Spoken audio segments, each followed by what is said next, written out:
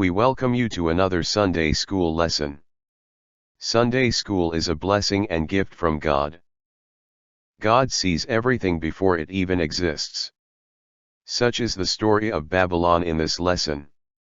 The Babylonians took God's people into captivity, and through the prophet Isaiah, God declared his judgment upon Babylon even before the nation became a world power. This lesson gives us some insight into the judgment of Babylon as prophesied by Isaiah. Isaiah, whose name means salvation of the Lord, had his ministry during the reigns of 4 kings in the southern kingdom of Judah, Uzziah, Jotham, Ahaz and Hezekiah, served as God's messenger to Judah for about 60 years, and then wrote against God's sinful people. More than 150 years before it happened, Isaiah predicted that Judah would be invaded and taken into captivity to Babylon. He prophesied the future redemption and restoration of Israel. The prophet predicted that Cyrus, the future king of Persia, would release the captives, and a remnant would return to Israel. God through Isaiah prophesies his judgment upon Babylon. Our lesson begins with Isaiah 47:10. Our first verse says, "You have trusted in your wickedness and have said, 'No one sees me.' Your wisdom and knowledge mislead you when you say to yourself, 'I am, and there is none besides me.'"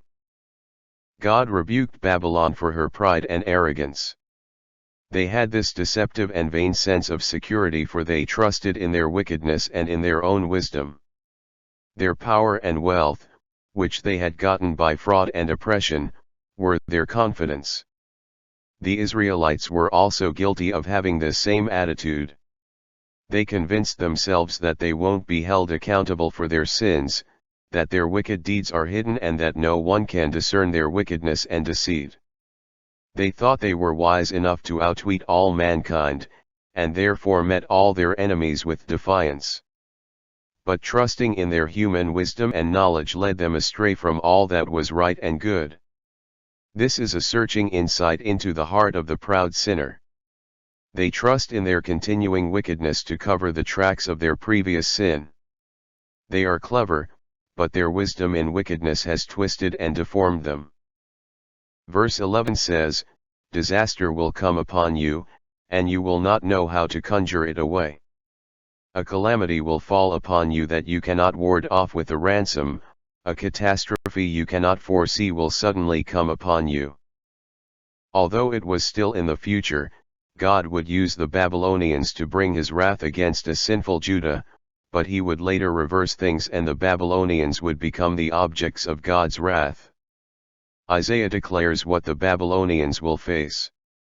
He said God's judgment will come to Babylon by way of destruction, and no one will know when it will come, so they can have time to prepare for it, despite Babylon's pretended great wisdom.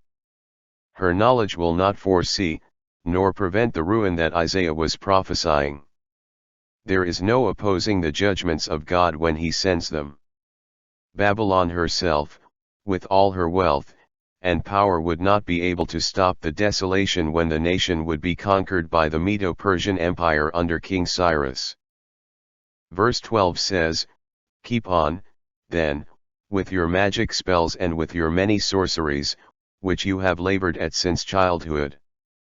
Perhaps you will succeed, perhaps you will cause terror." God challenged the magicians and sorcerers of Babylon to save the people from his judgment. After all, if they had real spiritual power, that they had worked all their lives learning and practicing, they should be able to. If they think they can make a stand against the invading enemy, the Medo-Persians, they can use their magic and maybe they will be able to frighten the enemy. Isaiah was making fun of the Babylonians in this verse. He was not serious. He was well aware that God would not allow Babylon to be successful with those practices any longer. All attempts to continue those heathen practices, enchantments, and the multitude of sorceries would prove to be worthless. Their weakness in the face of the Lord's judgment would be exposed. Verse 13 says, "All the counsel you have received has only worn you out. Let your astrologers come forward, those stargazers who make predictions month by month, let them save you from what is coming upon you. Isaiah told the Babylonians how useless their heathen practices and wisdom from all their stargazing advisors would be, when God sent his wrath. Again, Isaiah speaks sarcastically, mocking the Babylonians when he said, "Why don't you send for the men who read the stars, and can tell when the month starts, to see if they can defend and save you when the enemy come?" The prophet sarcastically points out the futility of such trust. This ancient astrological forecasting is prominent today, but is a terrible sin in the sight of God.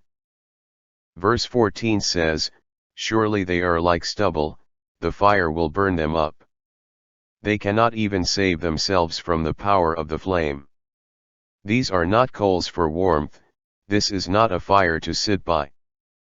Not only could the sorcerers of Babylon not deliver others from God's judgment, but they also couldn't even deliver themselves.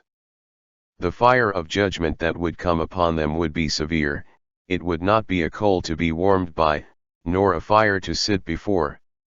When God brings his judgment upon Babylon, all those trusted wise men who consulted the stars to get word from their gods, would become like stalks of grain, worthless and useless before a consuming fire. In other words, these astrologers and wise men can't even save themselves, so surely they can't save the nation. All of these things are of the world, and they will be destroyed, and the people who look to these worthless things for help, will be disappointed. They cannot help anyone, and they bring the wrath of God down on those who depend upon them. Our final verse says, "That is all they are to you, these you have dealt with and labored with since childhood. All of them go on in their error, there is not one that can save you." When judgment comes, the astrologers with whom the people spent their money, will run to their homes, unable to save themselves or anyone else. The foreigners who sided in with all of this evil of Babylon, will suffer the same punishment as Babylon. These false gods cannot save, they just destroy those who look to them for help. Rejecting God and his righteousness, they have no one to comfort them or deliver them. Without God, one is alone and helpless. No matter how much work or faith one puts in something, it cannot deliver them. Only God can save the soul. God foretells destruction. This lesson teaches us that every nation of the world is under God's control, and he will use any of them to accomplish his purposes. Even before Babylon became a world power, God declared that he would use them to discipline his people and then destroy the Babylonians for how they treated them. God has not changed. He already knows what will happen tomorrow and even in the next century, and any nation that opposes his will and his way will face destruction. If God said it, it will happen. God foretells destruction. 1. When we let our sin deceive us into thinking that we are getting away with something, we can expect God's discipline, Isaiah 47:10-11. When you are unfaithful, it can harden your heart with pride and cause you to grow distant in your relationship with him. Learning to give up all your struggles and problems to God can lift a heavy burden off yourself. 2. When we are in trouble of any kind, we must look to God for help and not soothsayers, Isaiah 47:12-13.